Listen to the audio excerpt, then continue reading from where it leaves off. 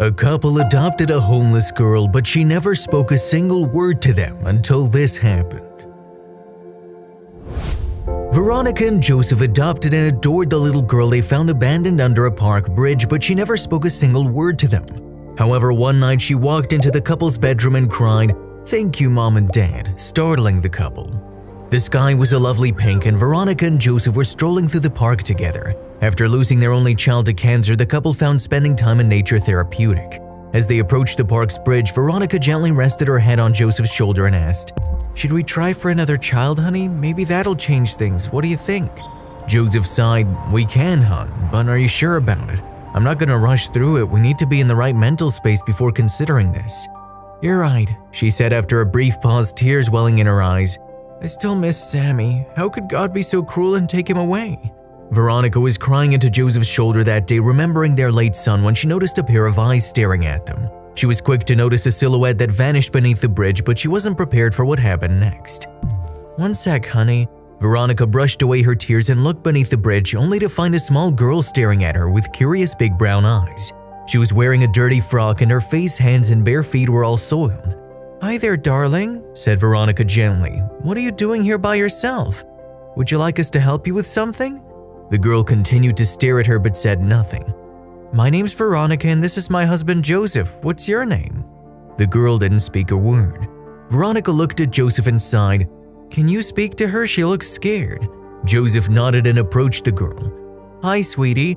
Listen, we're starving and we were going to have some sandwiches and hot chocolate at that cafe near the park. Would you like to join us?" "Yes, sweetie," said Veronica, extending her hand for the girl to hold. "Would you like to come with us? It's okay if you don't want to talk. We could eat something delicious." The girl looked from Veronica to Joseph, then took a step toward Veronica. "Yes, you can hold my hand," said Veronica encouragingly. So the girl walked a couple more steps towards Veronica and finally placed her hand in hers. "Wonderful, sweetie," Veronica said, smiling softly. "Let's go get you some food."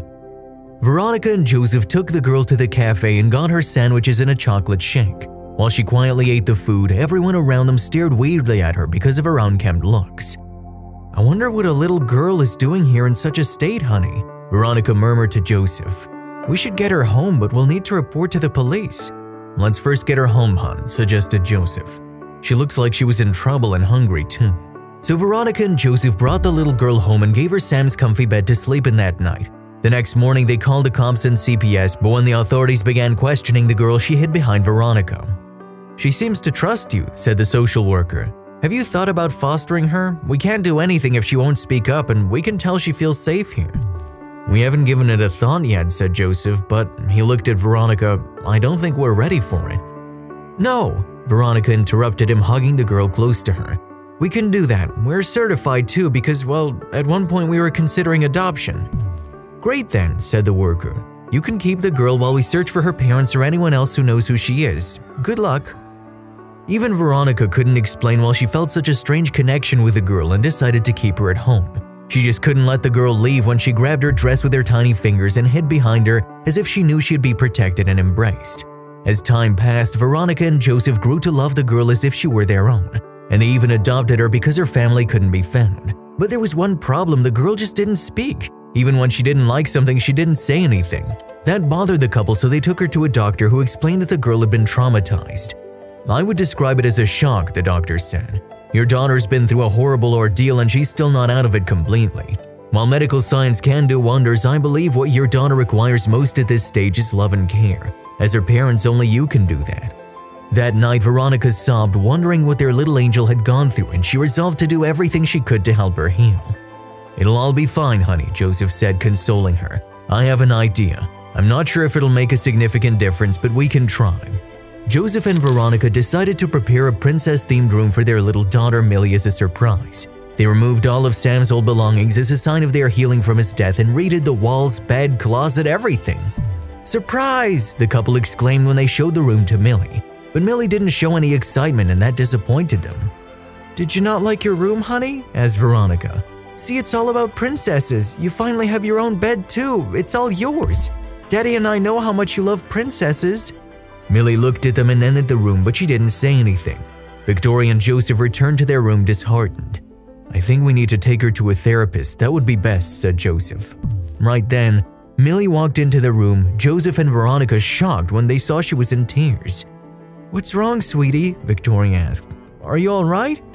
"Thank Sky," she said, and Veronica and Joseph were shocked to hear their daughter speak. "Thank you, Mom and Dad, the bed, the princess, I love it," she continued. "Can you call me Sky?" Joseph and Victoria couldn't help but cry as they hugged Millie. "We love you, honey."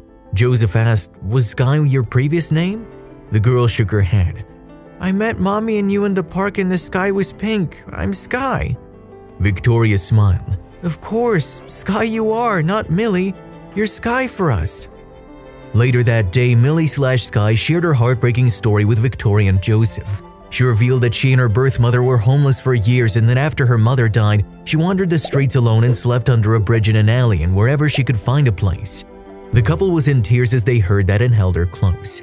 "Sky," said Victoria, "I remember the pink skies on that day too, honey. I think it was all meant to be." If you liked the video, please give it a thumbs up and consider sharing it with someone who may find it interesting. Thanks for watching, and I'll see you in the next video.